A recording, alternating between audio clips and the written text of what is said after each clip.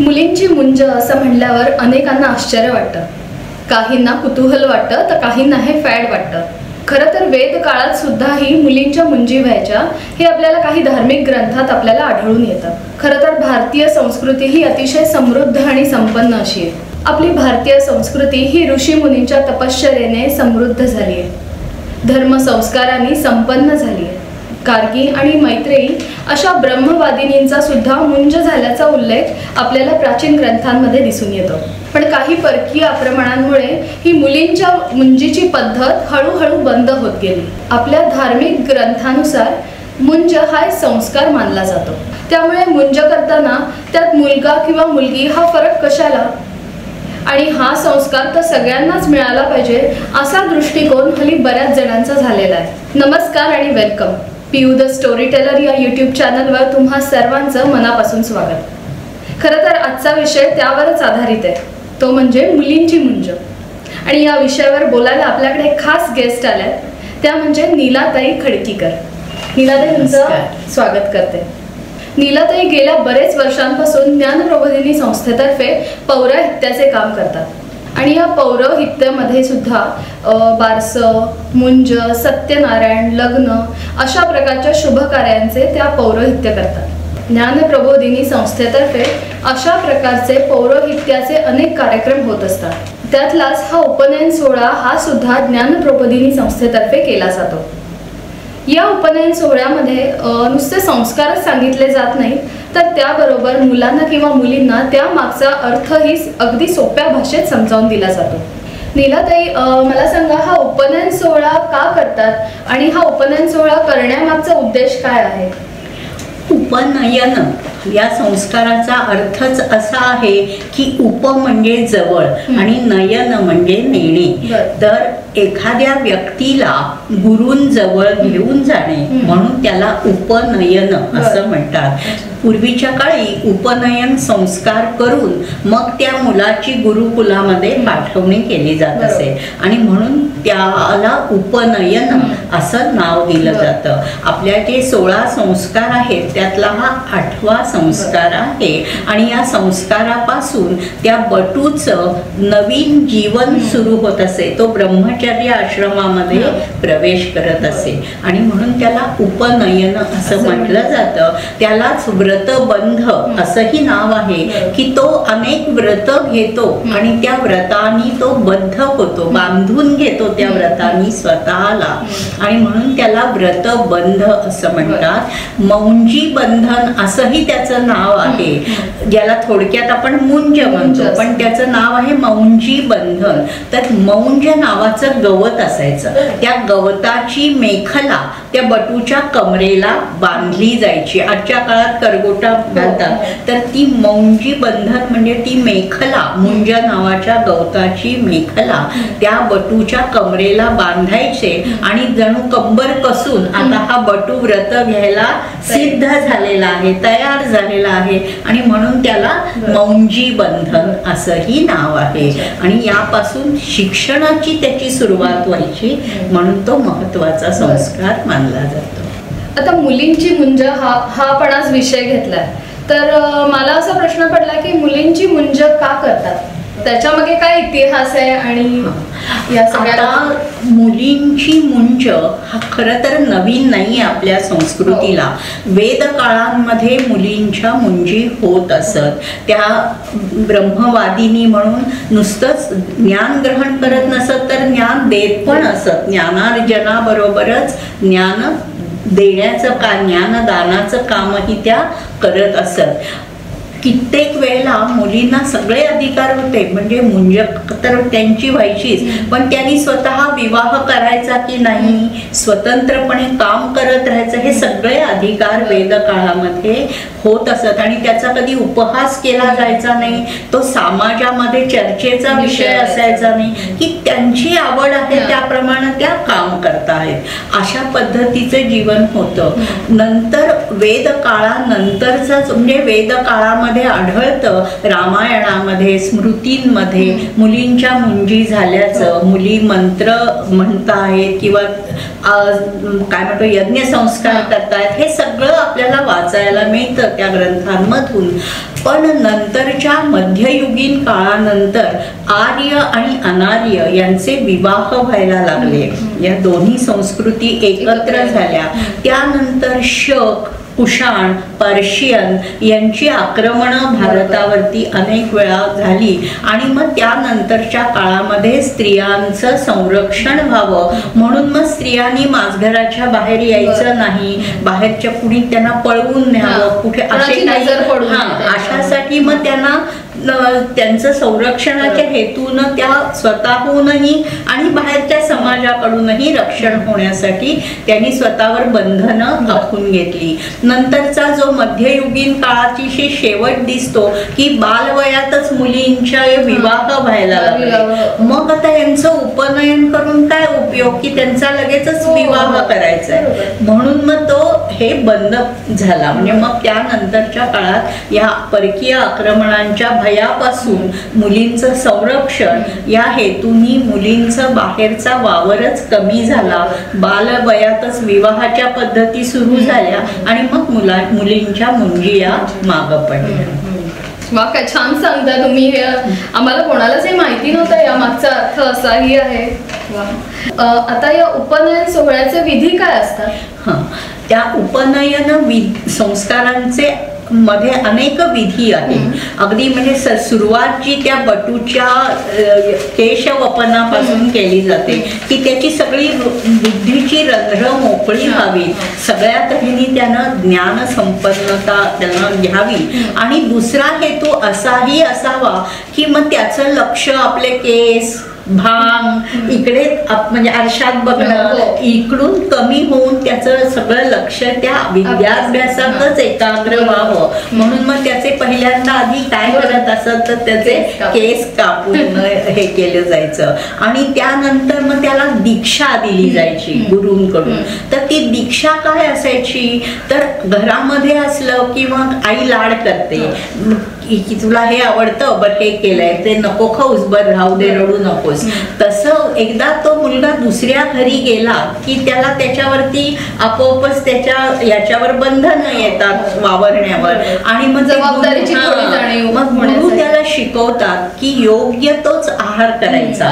मग आवडतंय म्हणून थोडं जास्त खा, पण आवडतंय म्हणून फक्त तेच खायचं असं न करता तुझ्या शरीराच्या वाढीसाठी जे काही, कारण ते वय जे उपनयनाचं 8 वर्षापासूनच असतं ते वाढीचं वय असतं, सगळं काही घेण्याचं शिकण्याचं वय असतं. आणि मग त्या वयात त्याला आहाराचं महत्त्व समजून सांगितलं जातं की काय खाणं योग्य आहे, कशामुळं तू उगीच जाड होणार नाहीस, बारीकच राहणार नाहीस, तू चांगले व्यायाम करून तब्येत कशी कमवू शकशील, त्यासाठी फलाहार कसा योग्य आहे, योग्य व पाणी पिण्याचं सुद्धा प्रमाण कसं ठरवून घेतलं पाहिजे हे युक्त. आणि नुसता आहार नाही त्याबरोबर विहाराला म्हणजे नुसतेच बैठे खेळ खेळायचे नाहीत, मोकळ्या वातावरणात जायचं, भिक्षा मागण्याच्या निमित्ताने फिरायचं, वनामध्ये हिंडून कुठे आपल्याला लाकूड फाटा मिळेल हे मिळेल, यामुळं त्यांना विहार आणि आहार दोन्हीही चांगले शिक्षण हे या ह्याच्यातून मिळायचं. दुसरं त्यांना शिकवलं जायचं या व्रतामध्ये, प्रत्येकालाच अजूनही ती सगळी व्रत आहेत की इंद्रियांवर संयम ठेवायचा. म्हणजे आपल्याला झोप आली आहे म्हणून दिवसाही झोपायचं नाही किंवा रागावर ताबा ठेवायचा, ज्याला आजच्या काळात आपण अँगर मॅनेजमेंट म्हणतो, त्याचं शिक्षण देतो, स्ट्रेस मॅनेजमेंट देतो. तर या सर्वांचं मॅनेजमेंट करायची वेळच त्यावेळी यायची नाही. आणि हे सगळं आपोआप त्या ह्याच्यातून मुख्य म्हणजे आता कसं आहे, मुलांना आज काय बॅट आणून दिली, क्रिकेटचा सेट आणून दिला की उद्या मुलं वेगळं काहीतरी मागतात, मोबाईल मागतात, ॲप घ्यायला हवं म्हणतात. तर हे सगळं त्यांना थोडं थोडं प्रत्येक गोष्टीमध्ये तुला आता कशाची गरज आहे ते घ्यायचं. किंवा काही वेळेला बाबा किंवा घरातली माणसं नाही म्हणतात, त्याच्या मागचं काहीतरी कारण असतं, उद्देश असतो. हे तिथे त्या मुंजीच्या वेळी त्यांना सांगितलं जातं की आई बाबा संयम शिकवत असतात. प्रत्येक गोष्ट मी मागितली की मिळेलच असं पुढच्या आयुष्यात असतंच असं नाही. आणि या सगळ्याची म्हणजे थोडक्यात संयमी जीवनाची हे असावी. तसंच आपल्याला जे देवानं डोळे दिले, कान दिलेत, हात पाय, त्याची स्वच्छता ठेवायची. पहिली लहानपण सगळं आई स्वच्छ करते, सगळं हे करते. उद्या तुला स्वतंत्रपणे वावरताना तुला सगळ्या शरीराची काळजी घेणं हे यावं. रागावर ताबा ठेवायला शिकावा. कारण बाहेर शाळेमध्ये सगळं तुझंच चालेल असं नाही. त्यामुळे मग ह्या सगळ्यांचं शिकवण याच्यातून दिलं जातं. इंडिपेंडेंट माणसाची सुरुवात कशी करायची आहे, बाहेरच्या समाजात वावरायची कसं. त्याच्यानंतर त्याला दिलं जातं की तू चांगली पुस्तकं वाच, कुठला तरी एखादी कला जोपास, अभ्यासाबरोबरच ह्याही गोष्टी तू घे. म्हणजे तुझं जीवनात पोकळी निर्माण होणार नाही. तर ह्यासाठी हे पण शिकवलं, म्हणजे याचा पण उपदेश असतो. तसंच वडीलधाऱ्यांचा आदर, म्हणजे मातृदेवो भव, पितृदेवो भव, आचार्य देवो भव ही शिकवण दिली जाते की वडीलधाऱ्यांचा तू सन्मान ठेवायचा आहेस, त्यांना आदर द्यायचा आहेस, स्वतःच्या वाणीमध्ये माधुर्य आणायचं, म्हणजे गोडवा आणायचं, सगळ्यांशी गोड बोलायचं आहे. हे त्यानंतर पुढची जी शिकवण असते ती म्हणजे आपण गायत्री मंत्राची दीक्षा देतो की परमेश्वराविषयीचा कृतज्ञ भाव त्याच्यामध्ये आहे. की पृथ्वी, आप, तेज, वायू, आकाश ही सगळ्या पंचमहाभूतांशी आपलं जीवन किती निगडीत आहे आणि त्यामुळे परमेश्वरांनी हे सगळं निर्माण केलंय, त्याप्रती आपला आदरभाव हे व्यक्त करण्यासाठी तो संस्काराचा तो एक भाग आहे. नंतर मग दंडधारण हा विधी असतो की वडील मुलाच्या हातामध्ये किंवा बटू कन्येच्या हातामध्ये दंड देतात. दंड म्हणजे काय तर मोठे मोठे प्रशासकीय अधिकारी असतात, त्यांच्याही हातामध्ये जेव्हा त्यांना शपथ दिली जाते तेव्हा दंडग्रहण केलं जातं. म्हणजे ते दंड स्वीकारतात. न्यायाधिकारी असतात, न्यायदंडाधिकारी आपण म्हणतो. तर दंड याचा अर्थ शिस्त पालन आणि भयापासून लांब राहणं. की तो दंड आपल्या हातात आहे. एखादा भयाचा किंवा काहीतरी म्हणजे अडचणीचा प्रसंग आला तरी तो दंडापासून आपण रक्षण करायचं आहे दंडाच्या आधाराने. यासाठी तो दंडधारण विधी असतो. सूर्यदर्शन हा विधी असतो. सूर्यदर्शनामध्ये सूर्यासारखं तू तेजस्वी व्हावंस. आणि सूर्यामुळं सगळी जगसृष्टी कायम राहते आहे. म्हणजे वारा किंवा ढग तयार होणं, पाऊस पडणं, म्हणजे सूर्य हा आपल्या जीवनाचा एक महत्वाचा भाग आहे. आणि म्हणून सूर्यदर्शन त्याला केलं जातं बटूला किंवा बटू कन्येला की त्याच्यासारखं तेजस्वी व्हावंस तू आणि इतरांच्या उपयोगी पडावंस. यासाठी सूर्यदर्शन हा विधी त्यामध्ये असतो. नंतर त्याला यज्ञोपवीत म्हणजे आपण ज्याला जानवं म्हणतो ते त्याला घालायला दिलं जातं. त्या जानवं देण्यामागे सुद्धा अर्थ आहे की सर्वात प्रथम जानवं हे इंद्राला ब्रह्मदेवानी दिलेलं आहे आणि ते विष्णूंनी तिप्पट केले म्हणून ते 3 धाग्यांचं सुरुवातीला ते असतं. विवाहानंतर ते 6 धाग्यांचं हापट केलं जातं.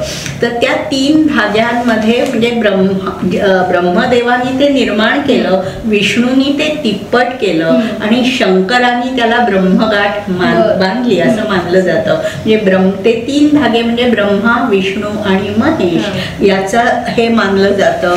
त्याचप्रमाणे माणसावर 3 ऋण असतात. एक म्हणजे देव ऋण ज्याने आपल्याला जन्म दिला, नंतर ऋषी ऋण ज्यांनी आपल्यावर संस्कार केले आणि पितृ ऋण ज्यांनी आपल्याला वाढवलं, मोठं केलं. तर ही तिन्ही ऋण आपल्याला मानावीत. आपण आपल्या वाडवडिलांचं तर आपण मानत असतो, पण देवाचं आणि ऋषींचं ऋणही आपल्यावर आहे आणि त्या ऋणांचं जणू काही आपल्या खांद्यावरती तो भार घेतलाय म्हणून ते 3 पदराचं जानवं त्या बटूच्या गळ्याच्या खांद्यावरून असं खांद्यावर तुझं हे ऋण आहे तुझ्यावरती कायम असं म्हणून. म्हणजे कुटुंबाशी देवाशी त्याची नाळ कायम जोडलेली असावी म्हणून ते जानवं त्याच्या ह्याच्यात घातलं जातं. आपल्याकडे ते ब्राह्मणत्व असल्याचं चिन्ह म्हणून आपण हे करतो, पण त्याची सुद्धा अनेक कारण आहेत. ते हृदयाशी असं आलेलं असतं जे आपण जानवं घालतो, म्हणजे आपल्या मनामध्ये कायम त्याचं स्मरण आपल्याला असावं. आणि नंतरचा विधी असतो तो भिक्षावर.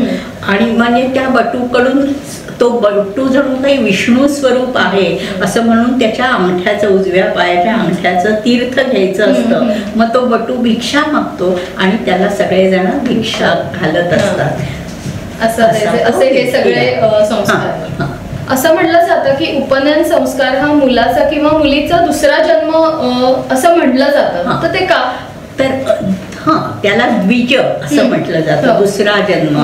तर याचं कारण पहिला जन्म हा आईच्या कुशीतून होतो. आई त्याचा 8 वर्षापर्यंत सांभाळ करते मायेनं, ममतेनं, आणि नंतर तो बाहेरच्या जगात जाणार असतो.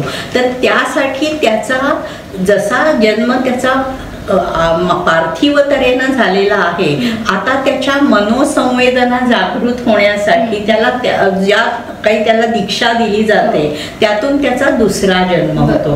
की तू तुझा आता चर्मचक्षु 2 आहे, पण तिसरा जो आंतरचक्षु आहे, जो ज्ञानाचा डोळा आहे, तो आता उघडायला हवा त्यानं. आणि त्याच्या बाकीच्या जाणीवा नेणीवा वाढल्या पाहिजेत, म्हणजे तो सक्षम होईल. म्हणून त्याचा तो जणू काही दुसरा जन्म झालेला आहे. त्या यज्ञ कुंडातून किंवा त्यामधून मिळणाऱ्या यज्ञोपवितातून जबाबदारीचं हे समजणं, भान येणं. थोडक्यात त्याला सगळ्या गोष्टींचं भान येतं. लहानपणीचा काळ हा नुसताच तहान, भूक, झोप, खेळणं एवढाच मर्यादित असतो, म्हणून तो बालपणाचा तो जन्म मानला जातो. आणि पुढचा जो जन्म आहे तो सगळ्या जबाबदाऱ्या सांभाळण्याची जाणीव किंवा समजून घेणे, जाणीव करून देणे यासाठी तो असतो, म्हणून तो दुसरा जन्मच म्हटलं जातं. असं म्हटलं जातं की आईनी मुंज बघू नये, मामाने आपली मुलगी बटूला देतो असं म्हणून काशीवरून त्याला परत आणणे किंवा भिक्षावळ देणे, तर या मागचे काय संस्कार आहेत? आईनी मुंज बघू नये किंवा आईनी मुलीचा विवाह बघू नये असे जे आपल्याकडे हे आहेत. मुळात आई ही जास्त भावूक असते, भावना तिला अपत्याबद्दल अत्यंत प्रेम असतं. आणि मग कायम सहवास म्हणजे अगदी काय म्हणतो त्याला कणभर असल्यापासून ते तो सगळा वाढेपर्यंत आई त्याची साक्षीदार असते. आणि आपल्या शरीरातल्या रक्तावरती मांसावरती ती त्याला वाढवते. आणि त्यामुळे मग तिला आता आपलं बाळ मुंज होऊन गुरुगृही जाणार किंवा लांब जाणार हे जे काही एक भावना आहे त्या तिला सहन होणार नाहीत. मग तिला रडू येणार, मग मन विचलित होणार, बाकीच्यांचीही मन हे होणार. तर हे सगळं होऊ नये म्हणून आईनी मुंज पाहू नये, मंगलाष्टक ऐकू नये असा एक प्रघात सुरू झालेला आहे. तसं त्याच्या मागे काही धार्मिक काही कारण आहे. आणि मामा मुलगी देतो सांगणं म्हणजे तो बटू थोडासा कसं असतं, ते 24-25 वर्षाचं वय थोडंसं आपण म्हणतो आजच्या काळानुसार थोडं इरॅटिक स्वभाव असतो. एकच एक डोक्यात घेतलं, आता नाही मला, मग मी आता शिकून आलोय, मग मला त्यातच काहीतरी करायचंय. तर असं म्हणून आपली सृष्टी चालणार नाहीये. सृष्टीचा हा सगळा व्यापार चालू राहिला पाहिजे. आणि त्या ब्रह्मचर्य आश्रमातून त्याचा गृहस्थाश्रमात प्रवेश व्हायला पण गरजेचा आहे. समाज बांधणीसाठी तो आवश्यक आहे. चांगली समाज निर्मिती, चांगले समाज घटक उभे राहायला हवेत. आणि त्यासाठी मग त्यानं नुसतंच एकांगी वाढू नये, तर आता गृहस्थाश्रमात यावं म्हणून मामा त्याची मनधरणी करतो की अरे बाबा आता तू काशीला जाऊन नुसतंच वेदांचंच हे करत राहू नको, तर तू गृहस्थाश्रमात परत ये, माझी मुलगी तुला देतो. याच्या मागची एक कारण पूर्वीच्या काळी नाते संबंध हे आपापसात जवळच्या नात्यांमध्ये जोडले जायचे की त्यांचं कुळ घराणं त्यांचे इतिहास माहिती असायचा आणि त्या ह्यानी तो विचार असायचा. दुसरं म्हणजे मामालाही असं वाटायचं की चला आपली मुलगी बहिणीच्याच घरी दिली म्हणजे तिला पुढे त्रास होणार नाही. पूर्वीच्या काळी सासूरवास असे, मुलींना काही लहान असतात त्यामुळे त्यांना काही नकळत त्यांच्या हातून चुका घडत, तर त्या सांभाळून घेणारी आपली बहीण तिला सांभाळून घेईल हा विश्वास भावाला असायचा. आणि म्हणून मग चल माझी मुलगी तुला देतो आणि तू आता परत ये, अशी एक त्यामागची भावना. आणि भिक्षावळीचं काय सांगाल? भिक्षावळीचा खरा अर्थ असा आहे, भिक्षावळ म्हणजे खरं तर मिरवणूक काढणे. घोड्यावरनं त्या बटूला तू आज कोणीतरी स्पेशल आहेस आणि थोडीशी हे की तुझ्यासाठी आज सगळा एवढा हाऊस केली आहे, ते केलंय, पण त्याचं फक्त हाऊस एवढाच मर्यादित अर्थ राहू नये, तर मग पुढे तू भिक्षा मागायची आहेस. आणि ती भिक्षा स्वतःच्या स्वार्थासाठी मागायची नाही, तर ती सगळ्या कुटुंबासाठी म्हणा किंवा गुरुकुलासाठी म्हणा मागायची आहे. म्हणजे तो बटू जी भिक्षा मागतो ती गुरूंना देतो, तर तो ती स्वतःसाठी ठेवत नाही. आता ते गुरु सुद्धा तरी त्याला गुरूंनाही कल्पना असते ह्याचं लहान वय आहे, मग ते त्याला त्यानं त्याच्या झोळीत थोडेसे खाऊ ठेवतात की तू आश्रमात येताना तुला तहान लागली, भूक लागली तर तहान लाडू भूक लाडू म्हणून त्यालाही द्यायचेच. तो त्या काठीला बांधून ती काठी वाजवत वाजवत गुरुकुलात जायचा की वाटेत काही किडा मुंगी आली तरी आपलं रक्षण व्हावं म्हणून.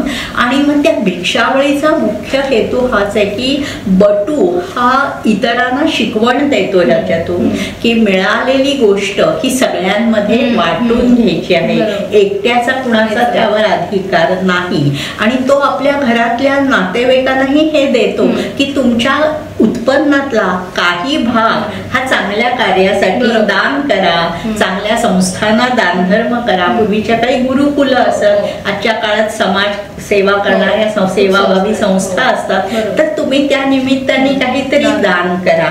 आणि जे मिळतंय ते एकट्याचं नसून आपल्या सर्वांचं आहे, ही भावना त्या ह्याच्यापासून सुरुवात व्हावी म्हणून भिक्षावळ जाते. काय छान संस्कार आहेत ना आपल्या भारतीय संस्कृतीमध्ये. प्रत्येक संस्कारामागे काहीतरी अर्थ आहे. तर मुलींची मुंज हा जो आपला मुख्य हेतू आहे, तर मुलांप्रमाणेच मुलींची मुंज का करायची, तर मुलीही आजकाल तेवढं शिक्षण घेत असतात, मुलांच्या बरोबरीने शिकतात.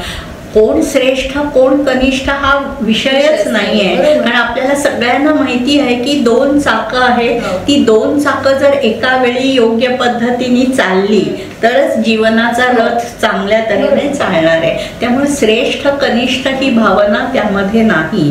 पण आजकाल आपण पाहतो मुली शिकतायत, मोठ्या होत आहेत आणि अंगणवाडीपासून अगदी पार नासापर्यंत जाऊन कार्यरत आहेत, परदेशात मोठ्या पदावर आढळतात. पण या सर्वांबरोबरच रोज पेपर उघडला की आपल्यातल्या स्त्रियांच्या होणाऱ्या अत्याचाराचं आपल्याला दर्शन घडत असतं. आणि हे अतिशय दुर्दैवी आहे, वाईट आहे की जी स्त्री ही एवढी शिकली आहे, उच्च पदावर काम करते, अगदी अंगणवाडीपासून सगळी कामं ती करते आहे, घराची जबाबदारी सांभाळते आहे, आणि तिच्यावर हे केवळ स्त्री असल्यामुळे जे अत्याचार होत आहेत त्याच्यापासून तिचं संरक्षण व्हावं. आणि यासाठी ह्या मुंजीमधला जे संस्कार आहेत किंवा दंडधारण आहे, हे सगळं तिला समजावं की आपल्याला स्वसंरक्षण करायचं आहे. आतापर्यंत असं आपल्याकडे म्हटलं जायचं की लग्न होईपर्यंत वडील आहेत, वडिलांच्या माघारी भाऊ आहे, आणि नंतर पती आहे, आणि नंतर मुलगा आहे, हेच त्या स्त्रीचं रक्षण करत आहेत. पण असं आताच्या काळात मानून चालणार नाही, तेवढं म्हणून थांबून चालणार नाही. तर त्या मुलींनी स्वतःही चांगलं संरक्षण करायला शिकलं पाहिजे. आणि मग या मुंजीतून शिकवण देता येईल की दंड धारणाबरोबरच तू एखादं कराटे किंवा असं एखादं स्वसंरक्षण करण्याचं शिकलं पाहिजे. तर म्हणजे तुझं रक्षण होईल, हा तिच्यावरती संस्कार व्हायला पाहिजे. आणि हे जे बाकीचे संस्कार आहेत उपनयनामधले की म्हणजे शिक्षण घेणं, मोठ्यांचा आदर करणं, आजकाल मुली सुद्धा स्वतंत्रपणे आपल्या आई वडिलांना सांभाळतात, सासू सासऱ्यांना सांभाळतात. म्हणजे आपण ही सगळं हे बघतोय आहे समाजामध्ये. तर हे संस्कार रूपाने त्यांच्यावर ठसणं हेही चांगलं काम होऊन जाईल. आणि त्याबरोबर त्यांना आपलं स्वतःचं रक्षण कसं करायचं किंवा करायला पुढे शिकलं पाहिजे ही पण जाणीव होईल. आणि अशा तऱ्हेनं या संस्काराने चांगल्या तऱ्हेनं संस्कार आत्मसात केलेल्या मुली जर आपल्या मुली झाल्या, आपल्या सुना झाल्या, पुढे आदर्श माता झाल्या, तर आपला समाज चांगल्या तऱ्हेनं कार्यरत राहील. समाजामध्ये जी काही आता थोडेसे भेद दिसत आहेत किंवा तर ते कमी होईल. आणि मग बाकीच्यांनाही ते कळेल की यांच्या वाट्याला जाऊन उपयोग नाहीये, त्यांच्याजवळ स्वसंरक्षण करण्याचं सामर्थ्य आहे. आजच्या एपिसोडमध्ये इतकी छान माहिती आपल्याला मिळाली आहे. खरंच म्हणजे संस्कार हे किती महत्त्वाचे असतात हे या आजच्या गोष्टींमधून आपल्याला कळलं. आजच्या एपिसोडमध्ये आल्याबद्दल आणि इतकी छान माहिती सगळ्यांना सांगितल्याबद्दल तुमचे खूप खूप आभार. धन्यवाद. आणि खरंच मुलींच्या मुंजींना सुरुवात होऊ दे चांगल्या तऱ्हेनं अशी आपण इच्छा व्यक्त करूया. तुम्हाला आजचा एपिसोड कसा वाटला त्याबद्दल कमेंटमध्ये नक्की कळवा आणि सबस्क्राईब केलं नसेल तर जरूर करा. धन्यवाद.